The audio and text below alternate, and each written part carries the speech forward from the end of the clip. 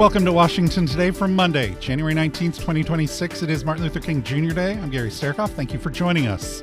European leaders pledged a united response to new tariff threats from President Trump as he pushes to make Greenland a part of the U.S. Meanwhile, British Prime Minister Keir Starmer said he told the president in a call yesterday that it would be wrong to put tariffs on NATO allies as part of a pressure campaign to take control of the island. Meanwhile, a bipartisan congressional delegation traveled to Copenhagen over the weekend to meet with Danish and Greenlandic leaders.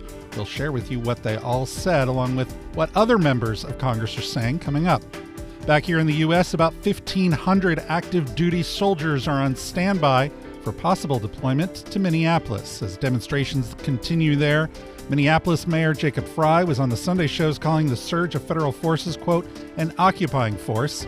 And Minnesota Governor Tim Walz has mobilized the state's National Guard to help local law enforcement. But we start with Greenland. NBC News is reporting that in a brief phone interview this afternoon, the president replied, no comment, when asked if the U.S. will use force to take control of the island. He also said that he will, quote, 100% follow through on his threats to impose further tariffs on European nations if a deal over Greenland is not reached. Meanwhile, several media outlets are reporting that the president is tying his Greenland takeover to not winning the Nobel Peace Prize. And we'll tell you all about that coming up. But here's what Prime Minister Starmer had to say earlier today. Mature alliances are not about pretending differences don't exist.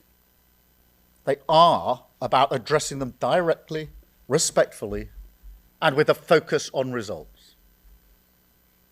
On Greenland, the right way to approach an issue of this seriousness is through calm discussion between allies. And let's be clear, the security of Greenland matters. And it will matter more as climate change reshapes the Arctic, as sea routes open and strategic competition intensifies. The High North will require greater attention, greater investment, and stronger collective defense. The United States will be central to that effort, and the UK stands ready to contribute fully alongside our allies through NATO. But there is a principle here that cannot be set aside, because it goes to the heart of how stable and trusted international cooperation works. And so any decision about the future status of Greenland belongs to the people of Greenland and the Kingdom of Denmark alone. That right is fundamental, and we support it.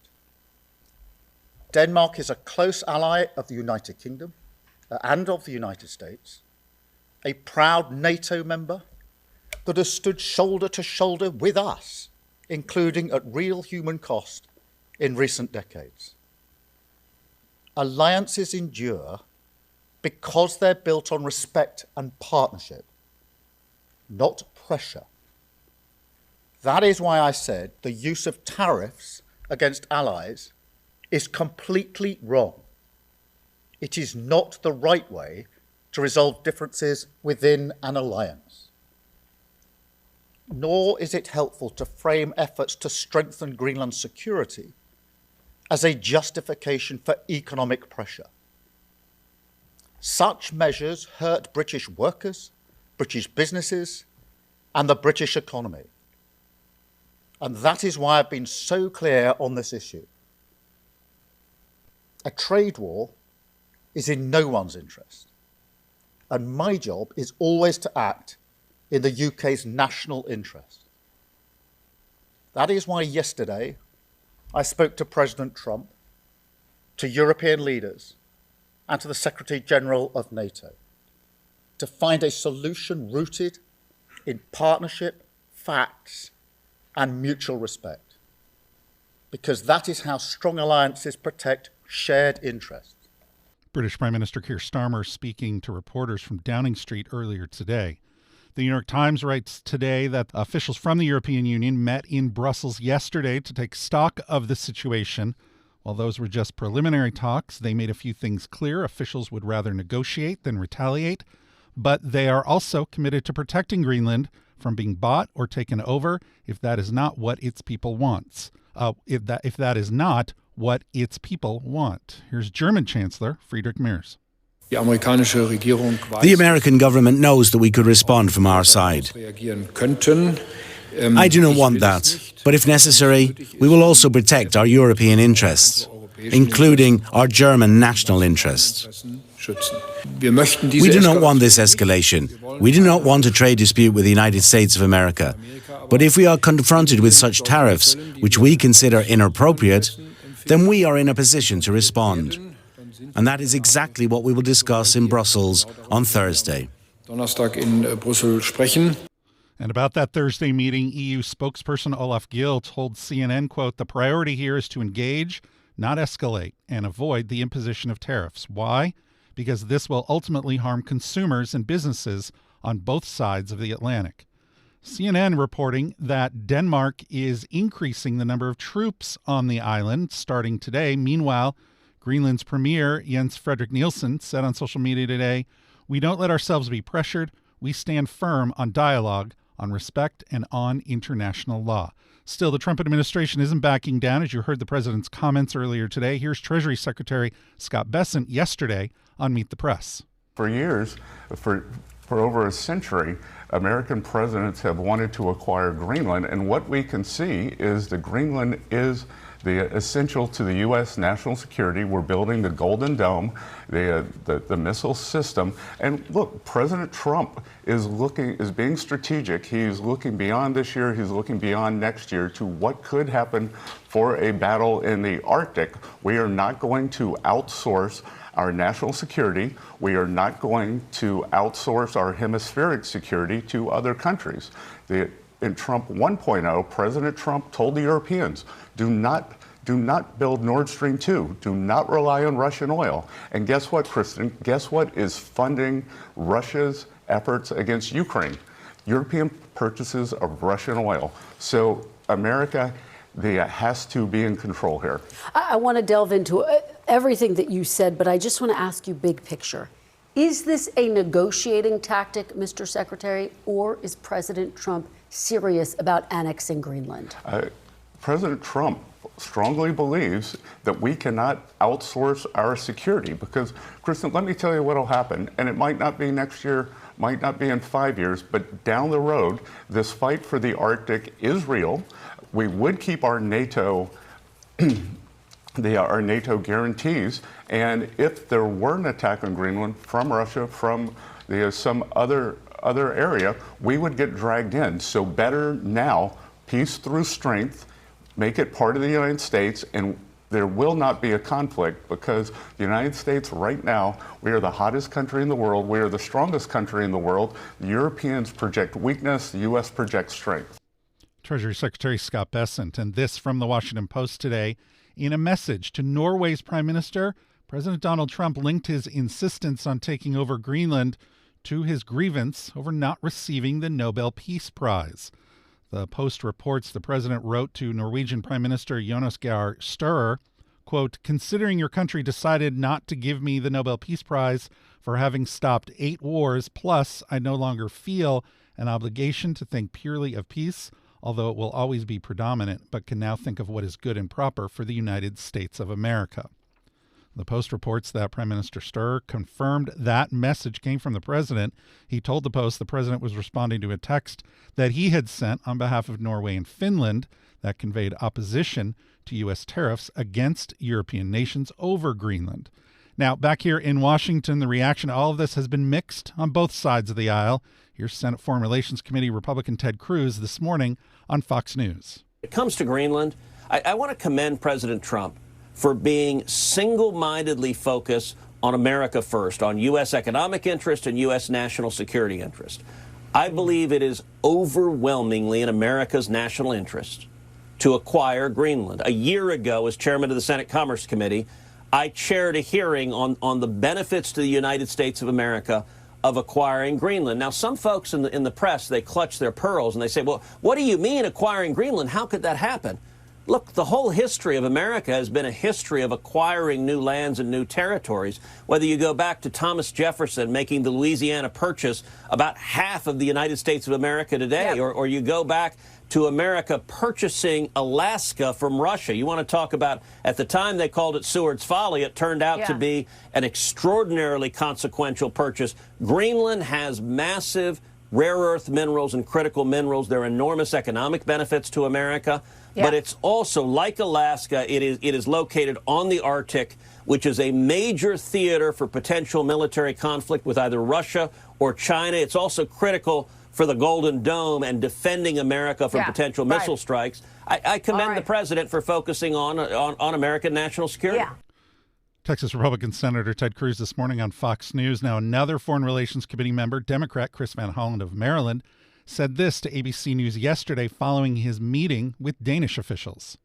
Well, they're perplexed and alarmed because, as you reported, Denmark and Greenland have both said to the United States, you can take what measures you need to protect the security of the United States and, of course, the NATO alliance. We have a base there already, and we can expand that base. And we can expand that base. I mean, you had that conversation with, Congressman McCall, which tells us that the president is lying to the American people when he says this is about security. This is not about security, John. This is about a land grab.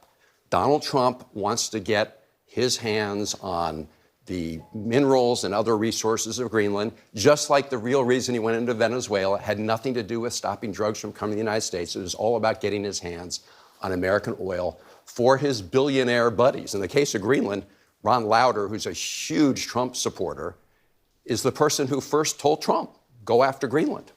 And we told you about that bipartisan trip to Copenhagen. It was led by Delaware Democratic Senator Chris Coons and North Carolina Republican Senator Tom Tillis. Here's what they had to say in a social media statement. Have hope. Do not give up on us. We are leading a bipartisan delegation from the United States Congress, the House and the Senate, to reassure our trusted and valued allies in Denmark and Greenland about our intentions, about our appreciation and respect for the decades of service and sacrifice alongside each other to try and help calm some understandable anxiety and nerves in this difficult moment and to reinforce our relationships. The Danish people have fought alongside of us. We've been allies for 80 years. We've been friends for centuries, and we will be friends for centuries in the future. Have hope. Do not give up on us. Know that in the Article 1 branch, the branch that is responsible for spending and for authorizing any actions of the U.S. government, that there are members who do not see any wisdom in trying to acquire Greenland, that we know that the people of the Kingdom of Denmark welcome American partnership, and that we have a positive path forward together. Yeah, from time to time, friends and family members disagree, but we're still friends and family, and we will be into the future. North Carolina Republican Senator Tom Tillis, and before him, Delaware Democrat Chris Coons. Now, Alaska Republican Lisa Murkowski was also a part of that trip. Here's what she had to say to reporters. Do tell us, if Donald Trump is set on buying or occupying Greenland, what can your visit here, what can the Congress do to stop him? Because it hasn't gone away now for a year. I think it's an important message for the people of the Kingdom of Denmark to understand. And I don't want to go into a basic civics lesson here, but we have three separate but equal branches in the United States. The executive, the presidency is clearly one. And you're hearing from the executive branch. The Congress also has a role. The Congress has a role, certainly when it comes to spending authorities.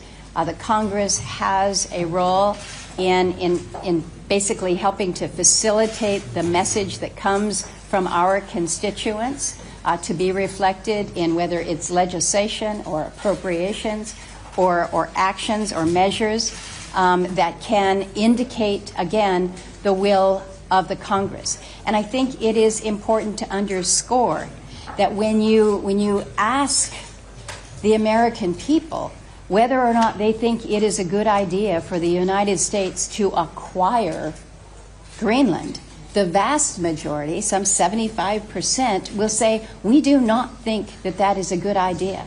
This senator from Alaska does not think it is a good idea. And I want to build on the relationship that we have had. As Aya and I penned in an op-ed about a year ago, Greenland needs to be viewed as our ally, not as an asset. And I think that's what you're hearing with this delegation. Now, over on the House side, former House Foreign Affairs Chair Michael McCaul on ABC News yesterday.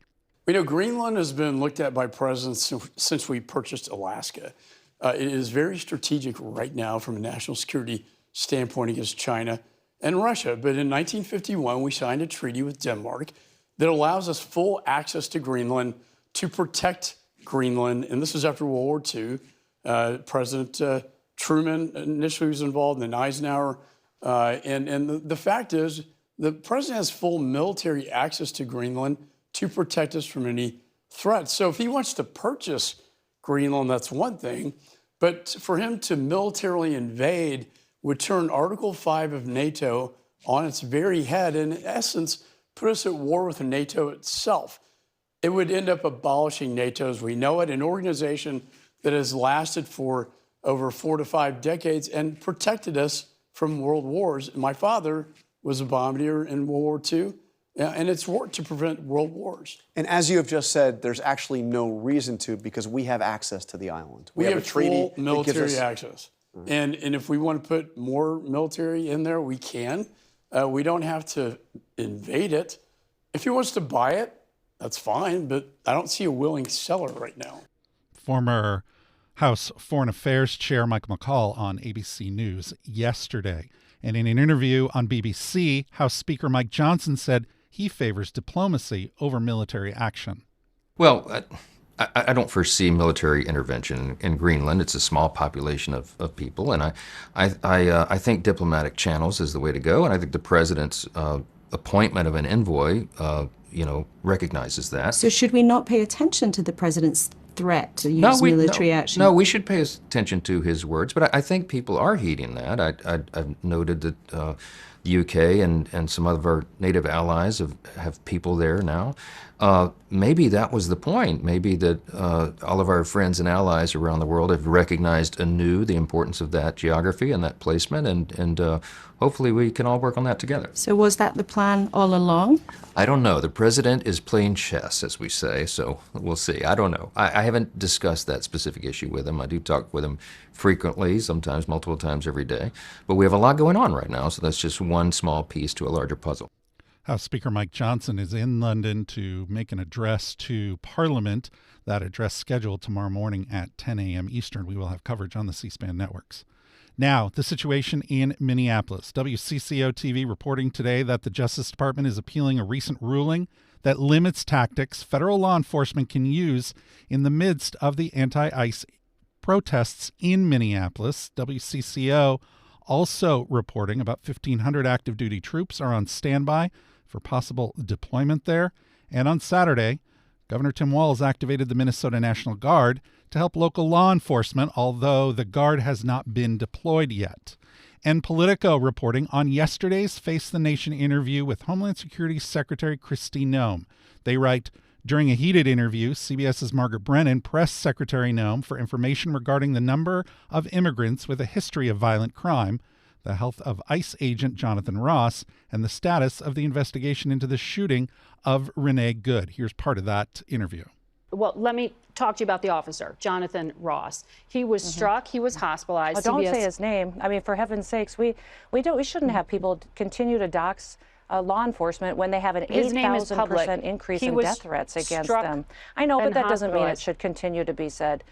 His life, he got attacked with a car that was trying to take his life, and then the people have attacked him and his family, and they are in jeopardy. And we have law enforcement officers every day who are getting death threats and getting attacked at their hotels. Well, can you tell me about his status right now? Ice thrown at them and Well, of course, no one condones violence against anyone. But here, CBS reported that he did have internal bleeding in the torso, but he was released that same day. So is he back at work? Did you give him the required 3 days of suspension?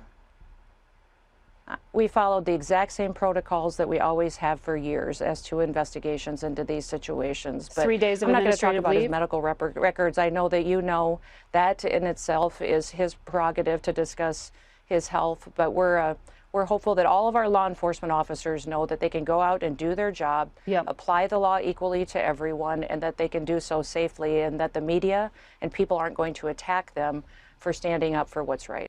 Now, Secretary Noem was also asked about recent polls showing Americans' support for ICE actions in Minneapolis. 54% of Americans think the ICE agent shooting of Renee Good was not justified. 60% say the Trump administration responded to the ICE agent's actions unfairly. These numbers show you do not have the American public on your side. Does that concern you? Well, the facts are that this individual weaponized her car and threatened the life of the law enforcement officer and those around him. And that is what the media needs to cover. People understand is the truth when they have the chance to hear the facts around the case.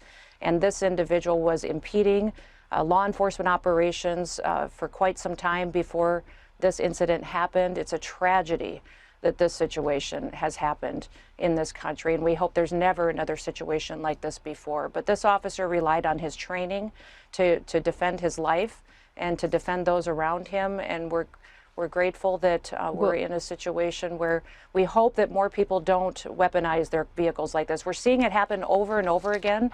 We've seen over 100 different vehicle weaponized and attacking law enforcement officers. I would hope that Mayor Fry, when he's on here, that he'll announce that he's going to start working with us to bring safety to the streets. If he would set up a peaceful protest zone so that these individuals can exercise their First Amendment rights and do so peacefully, we would love that. Because then we could work together to make sure we're getting criminals to justice and letting people still express their First Amendment rights. Well, you know that it is in dispute about weaponizing a car versus driving forward, but I'll put that aside. No, it's really not. Everybody can watch the videos and see that. And we heard Secretary Noem mention Minneapolis Mayor Jacob Fry setting up a safe zone for protesters. Here's what he had to say about that. The National Guard, and reports that the Justice Department is investigating him and Governor Tim Walz. First Amendment speech is not limited to one park or one section of the city. You are allowed to protest so long as you're doing it peacefully. And by the way, we've got tens of thousands of people in Minneapolis that are grinning down the bear, that are peacefully expressing their First Amendment rights. So no, you can't have just one section of a city. That's not the way First Amendment works. I want to ask you a number of things about what's happening in the city, but I just want to get out of the way. These reports that have been in the press since Friday, that you and Governor Tim Walz are under federal investigation. CBS reporting is that this is for alleged conspiracy to impede immigration agents. The Deputy Attorney General also said earlier this week he's going to stop you, quote, from your terrorism. Have you received any subpoena or any official notice that you are under investigation, and if so, for what? We have not received any official anything at this point, and so I can't comment on what I don't know about. That being said, this whole dynamic is deeply concerning because supposedly they would be coming for me and targeting me for something that is core and critical to my job as mayor, and that is speaking for my residents and my constituents.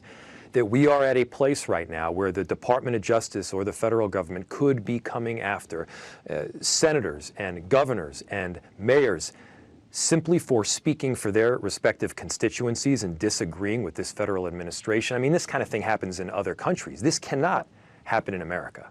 Well, our reporting is it's impeding immigration agents, but the specifics of that, we would love to see some paperwork on from the administration.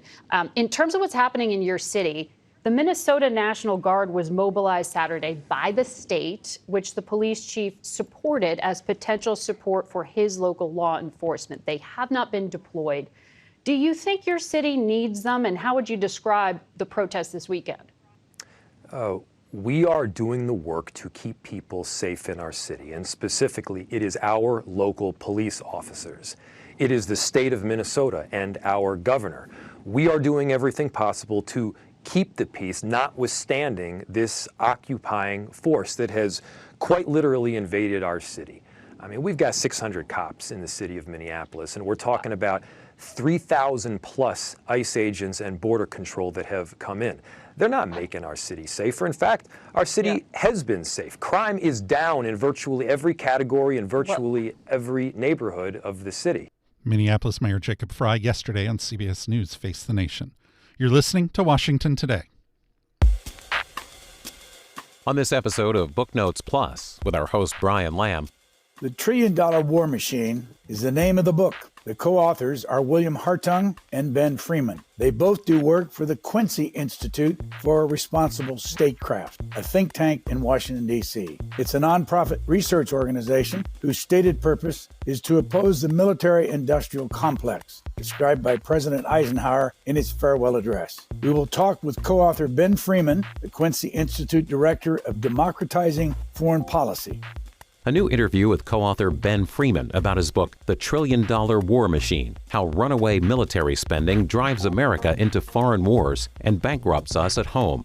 Booknotes Plus with our host Brian Lamb is available wherever you get your podcasts and on the C-SPAN Now app.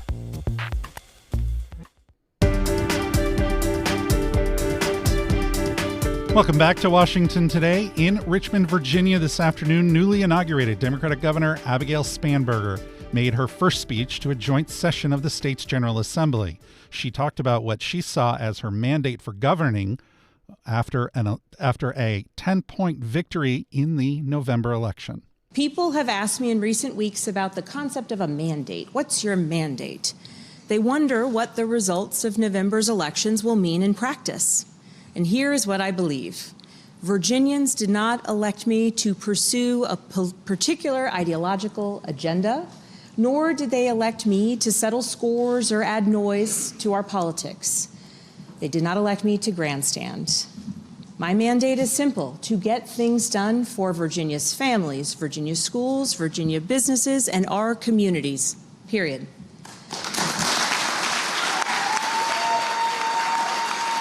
Now, tomorrow we will have live coverage of the inauguration of Democrat Mikey Sherrill. She is scheduled to speak at noon following her inauguration. She is New Jersey's new governor. Our coverage is scheduled for 10:30 a.m. Eastern Time.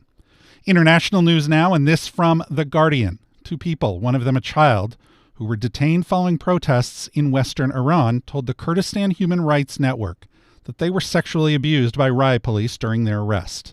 And the network's Rabin Rahmani said the organization has been in close contact with sources close to the miners' family. She told The Guardian, quote, during their transfer, security forces touched their bodies with batons. They beat and applied pressure with a baton through the clothing.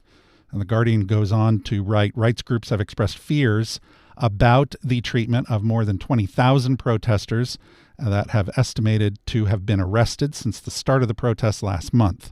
This morning on C-SPAN's Washington Journal, Trita Parsi, the executive vice president of the Quincy Institute for Responsible Statecraft, talked about the state of the protests there. One of the things that is very different about these protests, at least starting on January 8th, is that they're all almost taking place at night, which then makes it much more difficult to be able to assess size, assess exactly what's going on, but also to be able to assess demographics, age, etc. But it seems to be driven by younger people, but it doesn't seem to be exclusively young people. Overall, however, I would say there is a very strong sentiment inside the country that they want to see change. The question is, what type of a change and in what manner? There are those who want to just completely get rid of the regime, of course, at any cost. But there are also those who want to see that same change, but not willing to go for it at any cost. They want to see it in some sort of a gradual, controlled form. They don't want to see the country destabilized. They don't want to risk war. And they don't want to risk the same thing that happened in 1979, which is that the demand just for change led to a scenario in which one dictatorship was replaced in many ways by an even worse dictatorship, and they don't want to have to live through that. And then you have a small element, I would say 10 to 15% of the population that still fully support this regime as well. So this is in many ways a split country. Trita Parsi, Executive Vice President of the Quincy Institute for Responsible Statecraft, this morning on Washington Journal. You can see the entire segment at cspan.org and the C-SPAN Now mobile app. It is Martin Luther King Jr. Day, and all day long on the C-SPAN networks, we've been showing you events commemorating the day. This morning on Washington Journal, Peniel Joseph, the founding director of the University of Texas's Center for the Study of Race and Democracy, talked about the many times Dr. King was arrested at protests. So when we think about King and that legacy, we have to remember that King is incarcerated dozens of times. King fears for his life in prison, and in 1960, he's arrested in Georgia and then taken hours away to rural Georgia. And if not for the intervention of Harris Wofford and Bobby Kennedy and Senator John F. Kennedy on his way to being president, King would not have been released. And it is John F. Kennedy and Bobby Kennedy and Harris Wofford. It is that intervention that leads Martin Luther King Sr. to say that, you know, he's for JFK and the black vote, 70% for JFK in the 1960 election. So King was somebody who was in prison. He's somebody who was incarcerated. We never think of King as a prison intellectual, as somebody who was a political prisoner in the context of the United States. And so that legacy is more important now than ever when people are being whisked off of streets. ICE agents are shooting American citizens in the head, all in public view. King would have found this obviously abominable and deplorable, but King really faced an authoritarian United States that he was trying to bring into a different light, which he called the beloved community. We also had coverage of the National Action Network's annual Martin Luther King Jr. Legislative Breakfast. Honorees today included Baltimore Mayor Brandon Scott and former Attorney General Eric Holder. Now, the forces reshaping our country are testing not only our institutions, but our collective and individual capacity to defend the ideals of this nation. And these actions require from all of us, a clarity of purpose that is equal to the rising stakes. We are seeing a sustained effort to eradicate the Voting Rights Act. That is the crown jewel. That's the crown jewel of the civil rights movement and an essential part of Dr. King's legacy. We are witnessing the weaponization of the Department of Justice by the president and his lackeys to silence his critics and to intimidate voters. We're observing Gestapo tactics by federal immigration law enforcement in Minnesota, as well as around the country. You all remember the name Renee Good, and you say her name. You say her name. We are experiencing unprecedented mid-decade gerrymandering attempts designed to disproportionately disenfranchise black and brown voters as the president desperately clings to power like an insecure dictator. There is a concerted effort to resegregate America. But as dark as things may seem now, we must remember that every generation has been similarly tested. And each time, Americans faced really a critical question. Do we sit back and hope that help comes along, or do we stand together and fight for what we believe in? Now, I know the scale of what we're up against can seem overwhelming. State-sponsored attempts at oppression always appear that way. Think about Jim Clark. Think about Bull Connor. Think about Ross Barnett. Think about George Wallace. State attempts at oppression always appear overwhelming. And it's only human to hope for someone else to step in, to pray for a miracle, or to pray for a savior, to look to the horizon, hoping to see the cavalry coming to the rescue. But here's the hard truth. There are no reinforcements on the way. There's no miraculous rescue that is coming. We are the cavalry.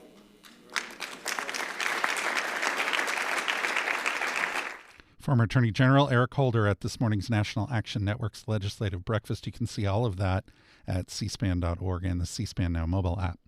Finally, Reverend Dr. Martin Luther King Jr. in his own words, and this from 1963, an interview with journalists from Ghana, India, and South Carolina in an episode of the U.S. Information Agency program Press Conference USA.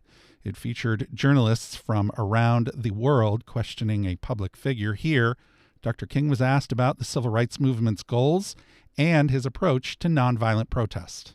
I conceive of this struggle not as a struggle to free 20 million Negroes in the United States, but a struggle to free 180 million citizens of this country.